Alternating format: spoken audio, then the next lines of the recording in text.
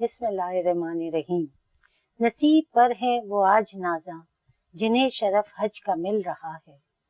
نصیب پر ہے وہ آج نازاں جنہیں شرف حج کا مل رہا ہے۔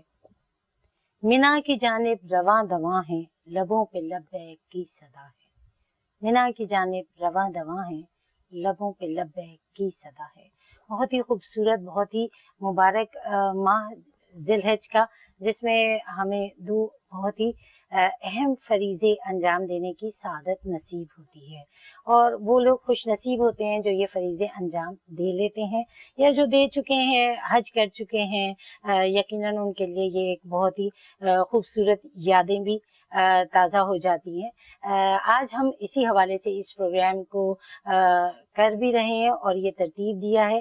اس نشست کا خاص طور پہ اہتمام کیا ہے کہ ہمارے ساتھ ایک ایسی شخصیت موجود ہوں جو ہماری نہ صرف رہنمائی کریں دینی حوالے سے، بلکہ ایک ایسے انداز میں، سہل انداز میں، دنیاوی تناظر میں بھی ہمیں ان دونوں مبارک عبادات کے حوالے سے گائیڈ بھی کر دیں اور یہ بھی بتا دیں کہ ہم کہاں صحیح ہیں اور کہاں غلط ہیں، کیونکہ معاشرے میں ان عبادات کو لے کے بہت سارے کنفیوژنز ہوتے ہیں۔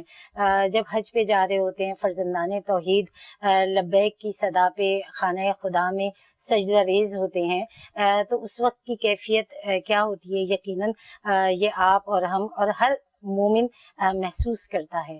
ساتھ ہی ساتھ سنت ابراہیمی اتنا خوبصورت ایک فریضہ، ایک ایسی یاد کو ہم تازہ کرتے ہیں جس میں ہمیں نظر آتا ہے کہ اطاعت خداوندی کس کمال عروج پہ ہے، اور ایک باپ کس طرح اپنی سب سے عزیز چیز کی قربانی دے رہا ہے۔ بہت سارے درس ہیں، بہت ساری باتیں ہیں، بہت سارے اس میں ایسے اسرار و رموز ہیں جن کو جاننا بہت ضروری ہے۔ اسی لیے آج ہم نے زحمت دی ہے جناب ڈاکٹر جمیل راٹھور صاحب کو، جو ہمیں اس حوالے سے رہنمائی بھی کریں اور معلومات بھی فراہم کریں۔ السلام علیکم۔ وعلیکم السلام ورحمۃ اللہ وبرکاتہ۔ بہت شکریہ ڈاکٹر صاحب، کیونکہ موقع ایسا ہے، خوشیوں کے تہوار ہیں، اور نہ صرف یہ خوشیوں کے تہوار ہیں، اس میں ہماری جو ہے ایمانی روح کے حوالے سے، اس کی گہرائی کے حوالے سے بھی ہمیں اندازہ ہونا چاہیے کہ یہ کیا ایونٹس ہیں اور ہمیں ان کو کس طرح سیلیبریٹ کرنا چاہیے۔ سب سے پہلے کیونکہ حج بالکل ہمارے قریب ہی ایام ہیں، حج کے حوالے سے سب سے پہلے تو فلسفہ حج کیا ہے؟ بسم اللہ الرحمن الرحیم۔ میں سب سے پہلے K21 کا مشکور و ممنون ہوں کہ انہوں نے اس اہم موضوع پر مجھے شرف تکلم عطا کیا، اور آپ کا بھی مشکور و ممنون ہوں۔ اور سوال آپ کا یقیناً بڑی اہمیت کا حامل ہے۔ اللہ تبارک و تعالی جل وعلا نے انسان کی فوز و فلاح کے لیے، اس کی رشد و ہدایت کے لیے، اور انسان کی حقیقی کامیابی و کامرانی کے لیے ہر دور میں نوع انسانیت کی طرف حضرات انبیاء کرام رسل اعظام علیہ الصلوۃ والتسلیم کو مبعوث فرمایا۔ انبیاء آتے رہے اور انسان کو اپنے کمال تک پہنچاتے رہے، اور جب ایک انسانیت ایک ارتقاء کا سفر طے کرتے کرتے ایک مخصوص نقطۂ کمال کو پہنچی، تو پھر نبیوں کے سردار، تاجدار کائنات، بقائے آدمیت، احترام انسانیت، حضور اکرم نور مجسم نبی محتشم فخر دو عالم صلی اللہ علیہ وسلم تشریف لائے۔ اور میں عرض یہ کروں کہ انبیاء کرام یوں تو انسانی زندگی کا کوئی گوشہ، کوئی پہلو ایسا نہیں جو ان کی تعلیمات سے استفادہ نہ کرتا ہو۔ ہر طرح کی تعلیم موجود ہے انسانی زندگی کے ہر گوشے کے لیے، لیکن انبیاء کرام بنیادی طور پر دو چیزوں کے لیے تشریف لاتے ہیں۔ پہلی بات تو یہ کہ مخلوق کو خالق سے ملانے کے لیے، سبحان اللہ، اور دوسرا ہے کہ مخلوق کو مخلوق سے ملانے کے لیے۔ واہ کیا خوبصورت! یہ دو بیسک چیزیں جن کو پورا فلسفہ انہی چیزوں میں مشتمل ہے۔ جب مخلوق کو خالق سے ملایا تو حقوق اللہ بن گئے، اور جب مخلوق کو مخلوق سے ملایا تو حقوق العباد بن گئے۔ سبحان اللہ، ٹھیک ہے نا؟ اب نظام عبادت دیکھیں، نماز، روزہ، زکوٰۃ، حج، ٹھیک ہے نا، ان سب میں آپ کو یہی دو کامن چیزیں کہ مخلوق کا خالق سے ملنا اور مخلوق کا مخلوق سے ملنا، یہ اسی چیز کے ارد گرد یہ ساری عبادات ہمیں نظر آتی ہے۔ نماز ہے گھر میں پڑھ لی، بالکل مقبول ہوئی نہ ہوئی کوئی گارنٹی نہیں، گھر میں پڑھ سکتے ہیں، لیکن اگر مسجد میں جا کر پڑھیں گے تو صحیح، پہلی بات تو یہ کہ ہر قدم پر صدقے کا ثواب ملے گا، اور پھر جماعت کے ساتھ پڑھیں گے، کسی ایک کی مقبول ہوئی تو اللہ سب کی مقبول فرما لے گا، واہ صحیح، اور گھر پر پڑھنے کے مقابلے میں 27 درجے زیادہ اس کو اللہ نے فضیلت صحیح، عطا فرمائی۔ اب وہاں پر کیا ہے، گھر میں فقط خالق سے مل سکتا ہے، صحیح، مخلوق سے نہیں مل سکتی، لہذا 5 گانا نمازوں کا صحیح، مسجد میں اہتمام کر دیا گیا کہ وہاں جاؤ گے تو خالق سے بھی ملاقات ہوگی، مخلوق سے مخلوق سے ملاقات ہوگی، سوشل انٹریکشن بھی جی ہوگا، ہاں، وہ ضروری ہے، جی ہاں، آپ ایک دوسرے کی حال دریافت کریں گے، الیک صحیح، سلیک کریں گے، دکھ بالکل، درد تکلیف پتہ چلے گی کہ یہ صحیح، بیمار ہے، یہ صحیح ہے، ہو سکتا ہے کہ آپ کا جذبہ ترحم جاگے اور آپ اس کی مدد پر آمادہ ہو جائے، بالکل، ٹھیک ہے نا۔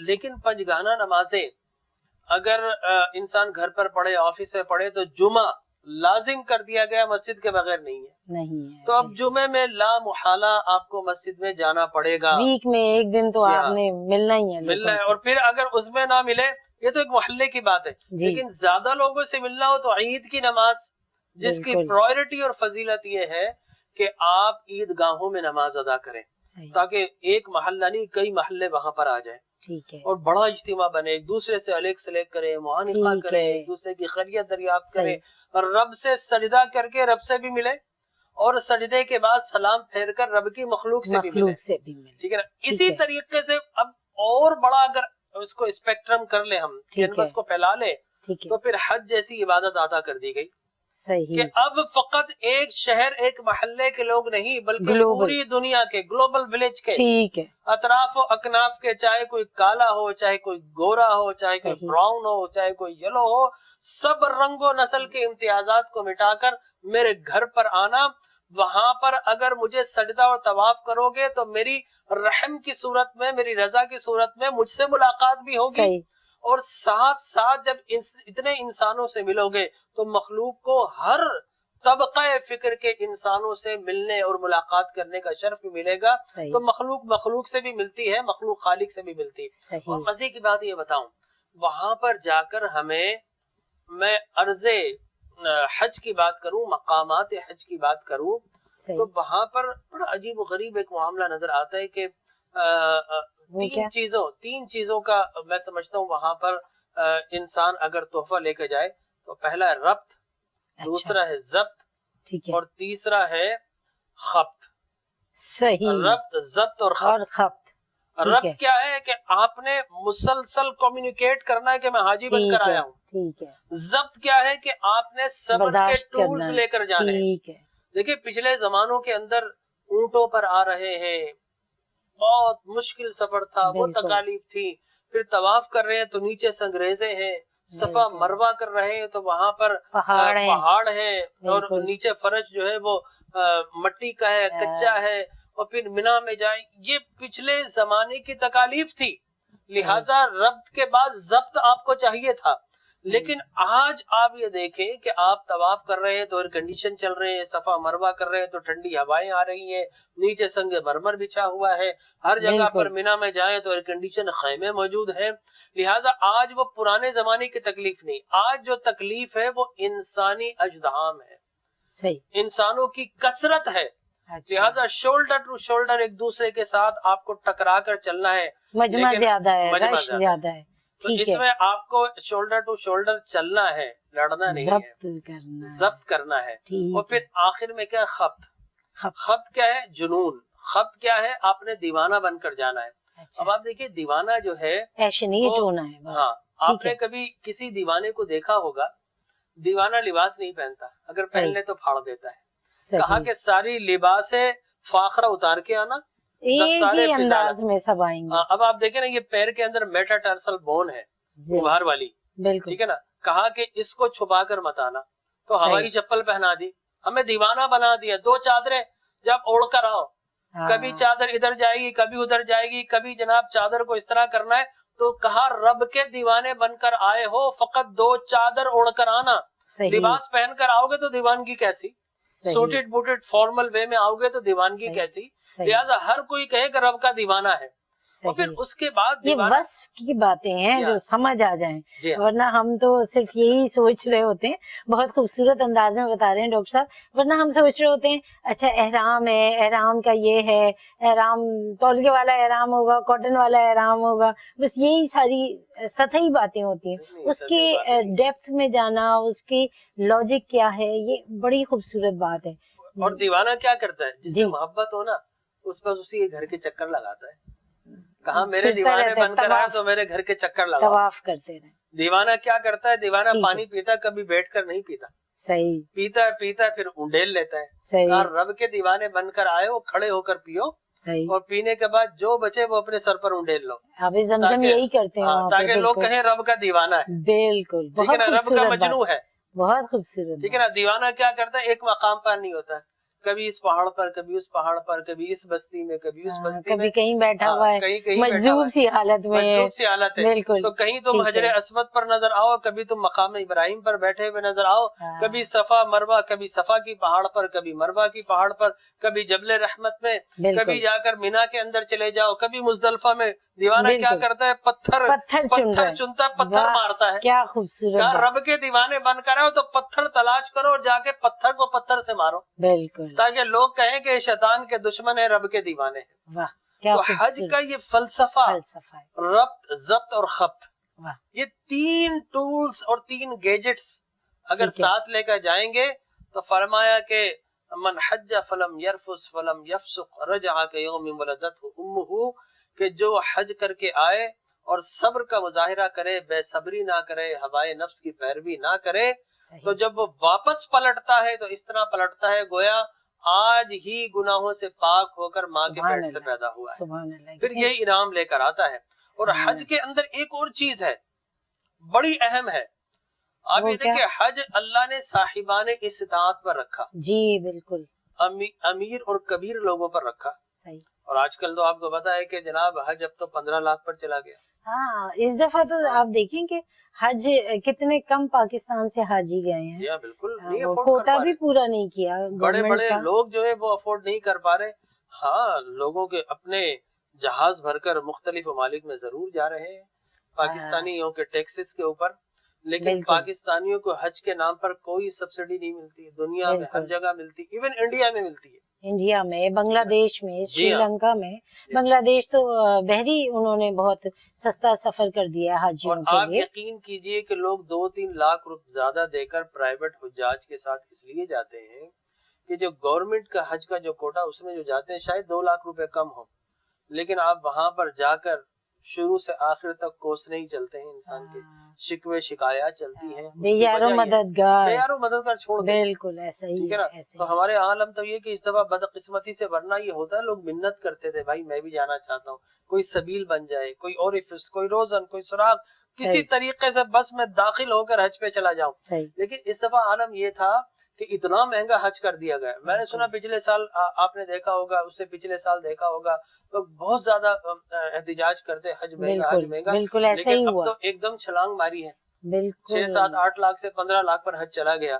تو ڈبل سے بھی زیادہ ہو گیا ویسے. تو بتانا یہ مقصود تھا. یہ تو اپنی جگہ پر ایک ایز اے کامن سٹیزن ہم یہ ضرور صدائے احتجاج بلند کرتے رہیں گے، یہ ضروری ہے. بالکل.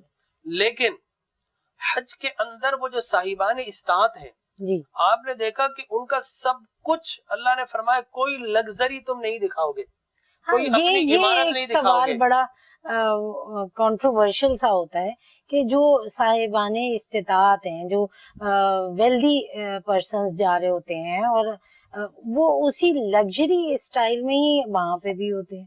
تو یہ دیکھیں، ہم نے کہیں نہ کہیں اللہ نے تو پورا اہتمام کیا کہ نہ تم اچھا جوتا پہنو گے، نہ اچھا لباس پہنو گے، نہ سلی ہوئی کوئی چیز پہنو گے. اس دفعہ تو عرفات میں 5 اسٹار باقاعدہ وہ خیمے اور کیبنز بن گئے. سر پر ٹوپی بھی نہیں لینی. ٹھیک ہے، ہو سکتا ہے کوئی تاج سجا کر چلا جائے. بالکل ٹھیک ہے نا، اپنی عمارت دکھانے کے لیے. تو اللہ نے اہتمام کیا، لیکن انسان جو ہے نا وہ کہیں نہ کہیں نافرمان اور سرکش ہے نا.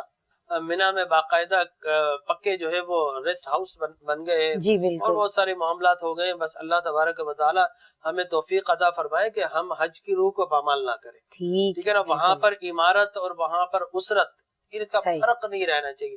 اس لیے کہ عمرہ میں بھی کیٹیگری ہے نا, ایک مڈل کلاس ہے, ایک اپر مڈل کلاس ہے, ایک رائل ہے, پھر ایلیٹ کلاس ہے, پھر سپر ایلیٹ کلاس ہے, پھر آپ کے بقول رائل کلاس ہے, ٹھیک ہے نا. تو مختلف کلاسز میں ہم نے حج کو بھی تقسیم کر دیا کہ یہ اتنے فٹ کے اتنے فاصلے کے اوپر یہ ہوٹل, اتنا پیسہ اتنے فاصلے پہ. جتنا دور ہوتے جاؤ گے حرم سے پیسہ کم ہوتا جائے گا. عجیب و غریب معاملات ہیں جس کو جو کہ سمجھ سے بالا تر ہیں. لیکن رب نے اہتمام فرمایا وہاں پر جا کر ایکویلٹی ہو, وہاں پر مساوات ہو, ہر کسی کو ایک لباس پہنا دیا, ہر کسی کی. آپ دیکھیں کہ وہ کہا نا اقبال نے کہ یہی مقصود فطرت ہے, یہی رمز مسلمانی, اخوت کی جہانگیری, محبت کی فراوانی, بتانے رنگ و خو کو توڑ کر ملت میں گم ہو جا, نہ تورانی رہے باقی نہ ایرانی نہ افغانی. تو یہ فلسفہ حج ہے جو اقبال نے بیان کیا کہ وہاں پر اللہ نے سب کچھ مٹا دیا ہے. حق تو یہ ہے کہ انسان کا جس رنگ جس نسل کا ہے ان کی ڈائریکشن ایک ہے, ان کی سمت ایک ہے, ان کا چلنا ایک طرح سے, ان کا پہننا ایک طرح سے, اور حق تو یہ ہے کہ ان کی بولیاں بھی ایک ہیں. لبیک اللہم لبیک, چاہے وہ کسی کی زبان کا بولنے والا ہو, سب کی زبانیں وہاں پر کامن ہو جاتی, لبیک اللہم لبیک. اور یہ اس بات کی علامت ہے کہ اے مسلمان, اللہ نے اتحاد, اتفاق, مساوات اور یگانگت کا اتنا عظیم تجھے پیغام دیا ہے. حج تو 5 دنوں کا, لیکن کم از کم یہ محیط ہوتا ہے 20, 25 اور 45 دن تک. لہٰذا ان ایام کے اندر یہ ٹریننگ ہے کہ تو اپنے علاقے کے اندر جس زبان کا تھا, جس رنگ کا تھا, جس نسل کا تھا, جب اللہ کا بندہ بن کر آ گیا, رسول اللہ کا غلام بن کر آ گیا ہے, تو اب وہ جو بت تو نے عصبیت کے, لسانیت کے, عمارت کے یہ توڑے تھے, ان بتوں کو دوبارہ آستین میں پرورش نہ کریں. بالکل, بہت ہی خوبصورت بات. اور فلسفہ حج جتنی خوبصورتی سے میری سمجھ آئے, یقیناً آپ کی بھی سمجھ آیا ہوگا. اور یہی پیغام ہے حج کا بھی اور اسلام کا بھی کہ مساوات رکھیں, ہم اور آپ ایک ہی ہیں, کسی عربی کو کسی اجمی پہ کوئی فوقیت نہیں ہے. مزید گفتگو کریں گے, ڈاکٹر صاحب ہمارے ساتھ موجود ہیں, ہم استفادہ کریں گے ایک چھوٹے سے وقفے کے بعد.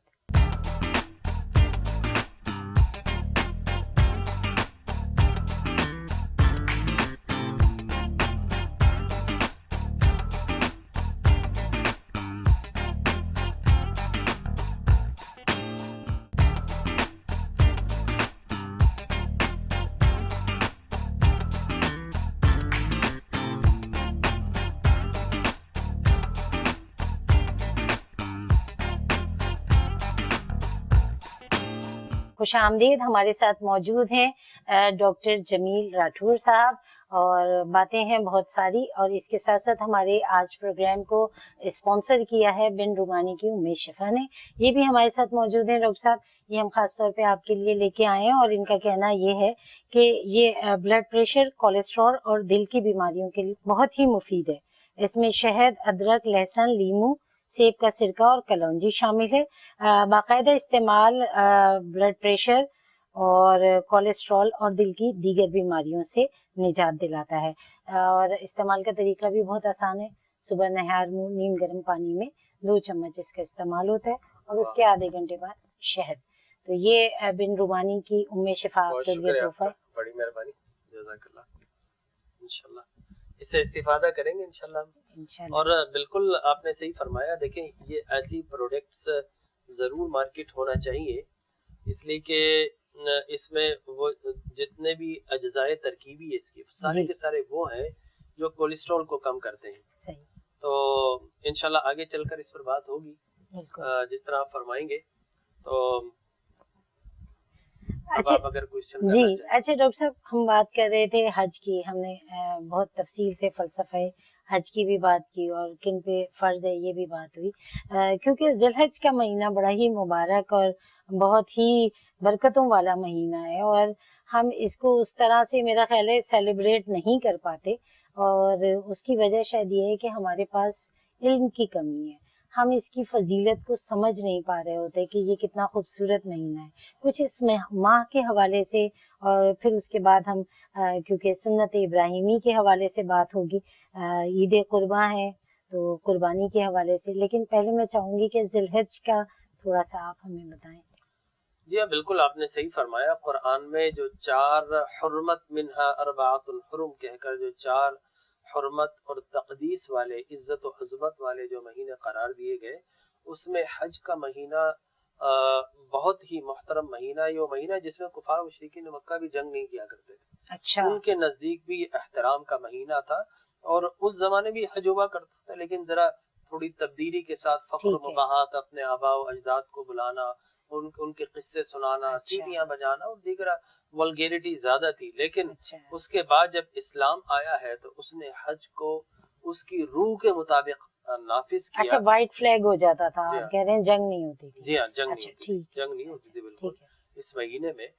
تو حج کا یہ ذی الحجہ کا مہینہ بڑا معتبر ہے، اور اسلام کے بعد جا کر باقاعدہ اس کی راتوں کے متعلق فرمایا گیا. بڑی مکرم معظم راتیں. یوم عرفہ کا دن کتنا عظیم دن ہے، اور پھر ایام تشریق آ گئے، وہ 5 ایام جس میں ہم اللہ اکبر لا الہ الا اللہ اللہ اکبر وللہ الحمد کی تسبیح پڑھتے ہیں بلند آواز سے ہر نمازوں کے بعد. میں چاہوں گی ناظرین کے لیے وہ خاص دنوں کی اگر آپ رہنمائی کریں. یہ دیکھیے، یہ تاریخیں بتا دیں. جی ہاں، یہ 8 تاریخ سے شروع ہوتا ہے. ٹھیک ہے. 8 9 10 11 اور 12. ٹھیک ہے نا.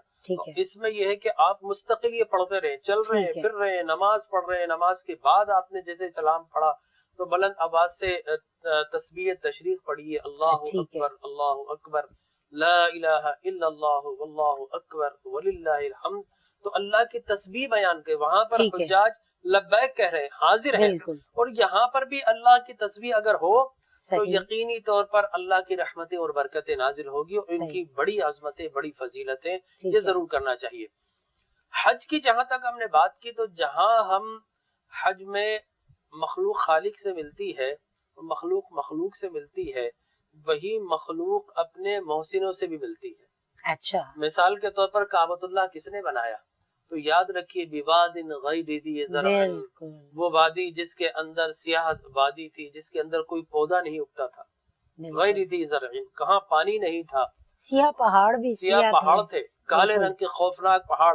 وہاں پر حضرت ابراہیم علیہ السلام اپنے شیرخوار بچے کو اور اپنی محترم زوجہ کو تنہا چھوڑ جاتے ہیں. بی بی ہاجرہ کو جب وہ چھوڑ کر جانے لگتے ہیں تو کہتے ہیں کس کے سہارے پر چھوڑا؟ کہا رب کے سہارے پر. تو کہتے ہیں پھر اگر رب کے سہارے پر، اس کے حکم پر، پھر ہمیں کچھ نہیں ہوگا.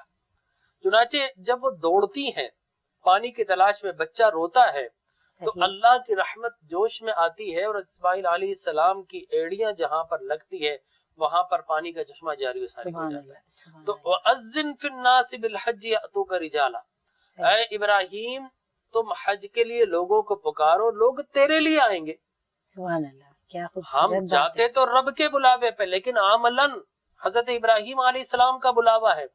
ہمیں حج اللہ کی رضا کے لیے کرتے ہیں، لیکن اگر غور و فکر کریں تو ہمارا سارا حج حضرت ابراہیم و اسماعیل علیہ السلام مقام ابراہیم کی اہمیت ہر وقت ہوتی ہے. طواف کے بعد ہم مقام ابراہیم سے پیچھے نوافل ادا کریں گے. صفا و مروہ کا سلسلہ وہ بی بی ہاجرہ کا سنت اس پہ عمل ہو رہا ہوتا ہے. تو بات اور آپ نے بڑی اچھی بات کی، مقام ابراہیم. مقام ابراہیم کیا ہے؟ حضرت ابراہیم علیہ السلام کے نشان قدم. جی بالکل. بلکہ میں کہا کرتا ہوں کہ اگر پتھروں کا مقدر دیکھنا ہو تو آؤ کعبہ کی طرف چلو. سبحان اللہ. ٹھیک ہے نا. حجر اسود کو دیکھے دیوانہ وار چوم رہے ہیں. کیوں چومتے ہیں؟ اس لیے کہ تجھے لب محمد مصطفیٰ نے چوما. ٹھیک ہے نا. پھر آگے جائیں تو حضرت ابراہیم علیہ السلام کا نشان قدم. اب کہیں پر بھی طواف کے بعد 2 رکعت نفل پڑھ لیں حتیٰ کہ کعبے کے اندر، لیکن وہ اجر نہیں ملے گا جو مقام ابراہیم پر پڑھیں گے. تو یہ بتانا مقصود ہے کہ اگر تمہیں نوافل کو افضل بنانا ہو تو قربت ابراہیم علیہ السلام کے نشان قدم سے ہو، سجدہ اللہ کے لیے ہو. ٹھیک ہے نا. اور میں کبھی کبھی چشمے تخیل میں جب جاتا ہوں تو اس پتھر سے پوچھتا ہوں، اے پتھر تیری سختی بڑی مشہور ہے، تو نرم کبھی نہیں پڑتا، جل جائے گا لیکن نرم نہیں ہوتا، لوہا نرم ہو جائے گا. تیری سختی بڑی مشہور ہے، تو نرم کیسے ہو گیا؟ تو جواب دیتا ہے کہ ابراہیم علیہ السلام کے نشان قدم میں نہ لیتا، نرم نہ پڑتا، تو میرا نشان کہاں باقی رہتا؟ سبحان اللہ، بہت ہی خوبصورت بات، اور اتنے خوبصورت گفتگو میں وقفہ لینا یقیناً بہت ہی مشکل مرحلہ ہے، لیکن ایک چھوٹا سا وقفہ ہم لیں گے اور اس کے بعد مزید اسی گفتگو کو آگے کنٹینیو کریں گے۔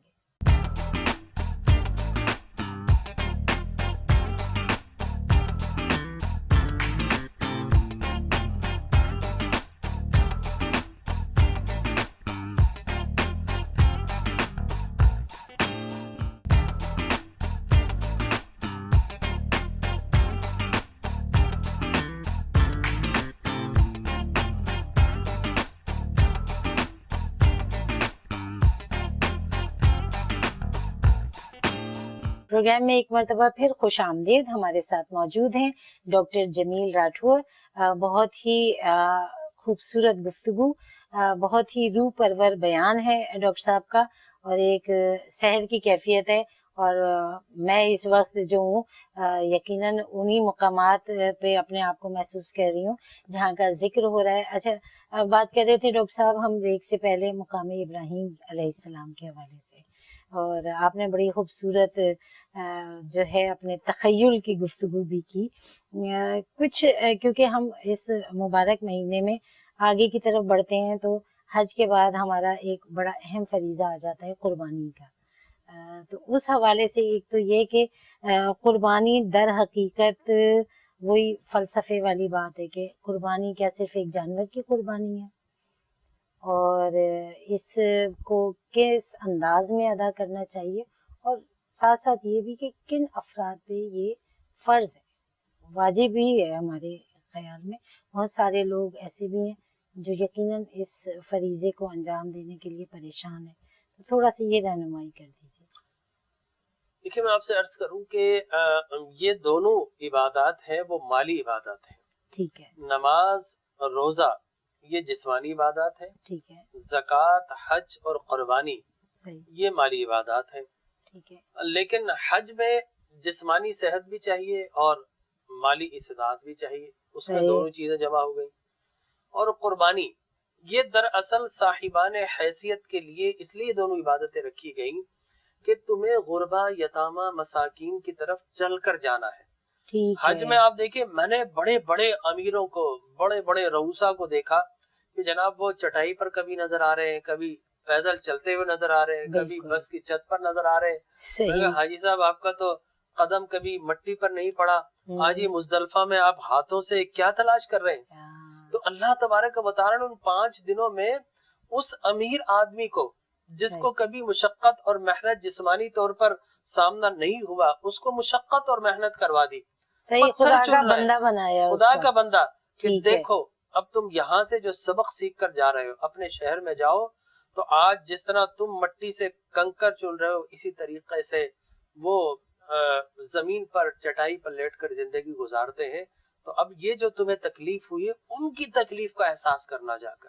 صحیح، اسی طریقے سے قربانی ان 3 دنوں میں حضرت حضور اکرم صلی اللہ علیہ وسلم نے فرمایا، حضرت عائشہ صدیقہ رضی اللہ تعالیٰ عنہ سے حدیث ہے کہ ما عمل ابن آدم من عمل یوم النحر احب الی اللہ من احراق الدم، کہ ان 3 دنوں میں جانور کا خون بہانا ذبح کرنے سے بہتر اللہ کی راہ میں کوئی نیکی مقبول نہیں ہے۔ سبحان اللہ، وَإِنَّهُ لَيَأْتِي يَوْمَ الْقِيَامَةِ بِقُرُونِهَا وَشَعَارِهَا وَأَظْلَافِهَا، وہ یہ تم قربانیاں کرتے ہو یہ رائے گاہ نہیں جاتی۔ اور فرمایا وَإِنَّ الدَّمَ لَيَبْقَوْ مِنَ اللَّهِ بِمَكَانٍ قَبْلَ أَنْ يَقَعَ بِالْأَرْضِ فَتِيبُ بِهَا نَفْسًا، اور یہ تم خون بہاتے ہو۔ آپ نے دیکھا کہ شریانیں جب کٹتی ہیں تو تیزی کے ساتھ فریکشنز آف سیکنڈ کے اندر خون زمین کی طرف جاتا ہے، جی، تیزی کے ساتھ۔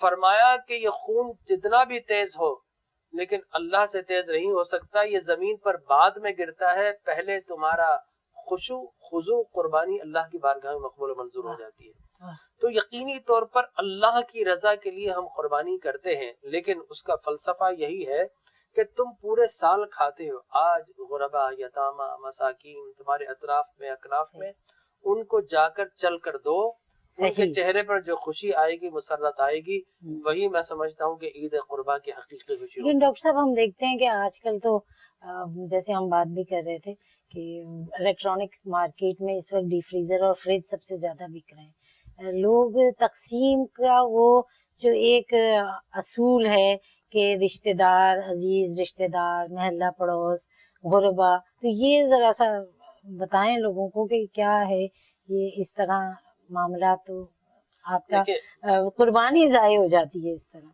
دیکھیے اوائل اسلام میں قربانی کا گوشت 3 دن سے زیادہ رکھنا ممنوع تھا. اچھا. ٹھیک ہے نا. اس کی وجہ یہ تھی کہ اوائل اسلام میں غربت اسرت بہت زیادہ تھی. صحیح. زیادہ سے زیادہ غریبوں کے پاس جائے. لیکن اس کے بعد آہستہ آہستہ خوشحالی آئی تو پھر اس کو دیکھیے اب قرآن نے اس کا فلسفہ بتایا کہ لن ینال لحومها ولا دماؤها ولکن ینالہ التقوی منکم، کہ نہ اس کا خون اللہ کی بارگاہ میں پہنچتا ہے نہ گوشت پہنچتا، تمہارا تقوی پہنچتا ہے اللہ کی بارگاہ میں. والقانی والمعتر، تو تمہیں اس کے 3 حصے اسلام میں کا کرنا چاہیے. ایک حصہ اپنے فریج میں رکھ دیں، خود کھا لیں، ٹھیک ہے نا. دوسرا حصہ اپنے اعزاء اقربا اپنے ریلیٹیوز میں تقسیم کریں، اور تیسرا حصہ یہ غربا یتاما مساکین، وہ ضرورت مند جو ہاتھ نہیں پھیلاتا. ٹھیک ہے، 3 حصے ہونے، ٹوٹل 3 ہونے. 3 حصے کیجیے. سنت مسنون یہی ہے، مطلوب یہی ہے.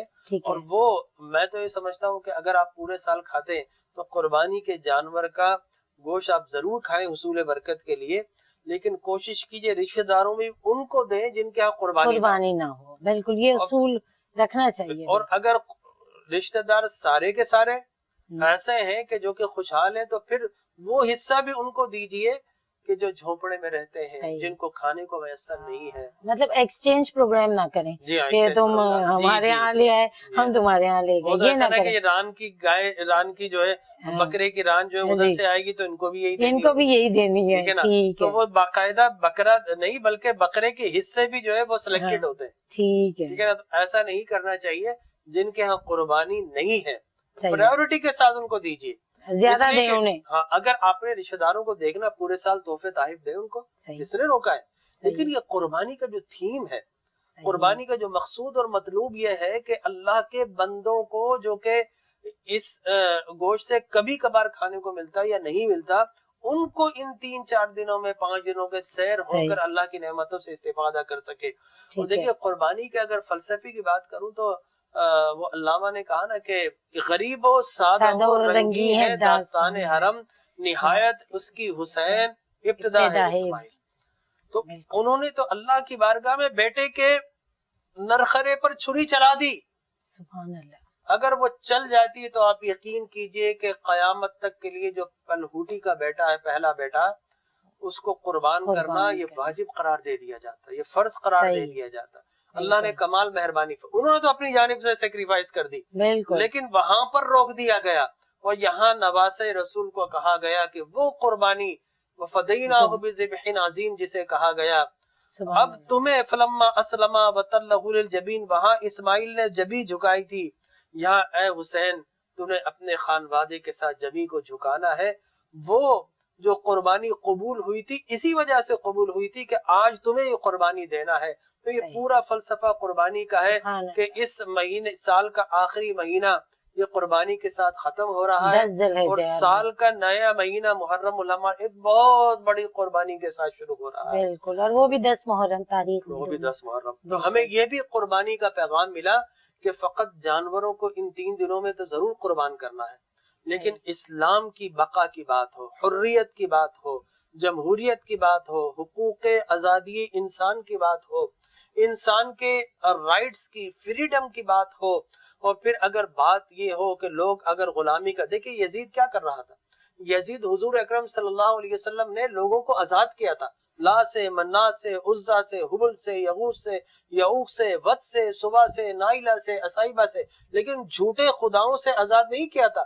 دراصل ان ہر جھوٹے خدا کے پیچھے ایک چودھری چھپا ہوا تھا، ایک وڈیرا، ایک رئیس تھا، ایک سردار تھا کہ یہ اس سردار کا بت، یہ اس سردار کا بت، یہ اس قبیلے کا بت.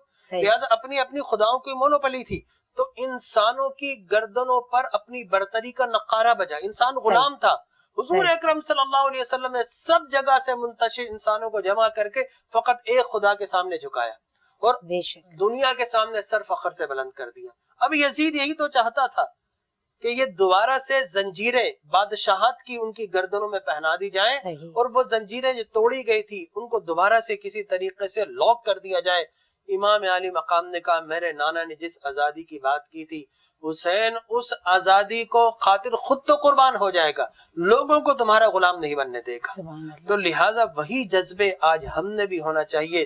فقط یہ نہیں کہ ان 3 دنوں میں ہم نے اللہ کی راہ میں قربانی کرنی ہے. میں سمجھتا ہوں اللہ کی راہ میں اگر قربانی کرنی ہے تو جانوروں کو سجائیے، اچھے جانور لائیے، لیکن اپنی ذاتی تشہیر و نمود و نمائش کا سبب نہ بنائیے. بالکل ٹھیک ہے نا. اگر آپ نے ریاکاری اس میں شامل ہو گئی تو ساری عبادات ختم ہو آج جائے کل گی. تو کمپٹیشن ہے. کمپٹیشن ضرور یہ کیجیے. آیا ہمارے یہ آئے. میں آپ کو بتاؤں اگر صاحب استطاعت ہیں فاستبقوا الخیرات، نیکی کے کاموں میں ضرور کمپٹیشن کیجیے، لیکن کمپٹیشن اپنی ذات کے لیے نہ ہو. کمپٹیشن یہ ہو کہ یہ اللہ کی راہ میں اچھا جانور دے رہا ہے، اللہ میں بھی تیری رضا کے لیے ویسا ہی جانور لینے کی کوشش کروں گا. اگر رضا اللہ کی ہو تو ایسی صورت میں کمپٹیشن جائز ہے، ادروائز جائز نہیں ہے. تو میں سمجھتا ہوں عملی زندگی میں اس قربانی کے ذریعے درس یہ پیغام دیا گیا کہ تم نے جس طرح اللہ کی رضا کی خاطر جانور کی قربانی کی، اسی طرح کبھی کبھی اپنے غصے کو بھی قربان کر دیا کرو. صحیح. کبھی کبھی اپنی نفرت کو قربان کر دیا کرو. کبھی اپنی عصبیت کو قربان کر دیا کرو.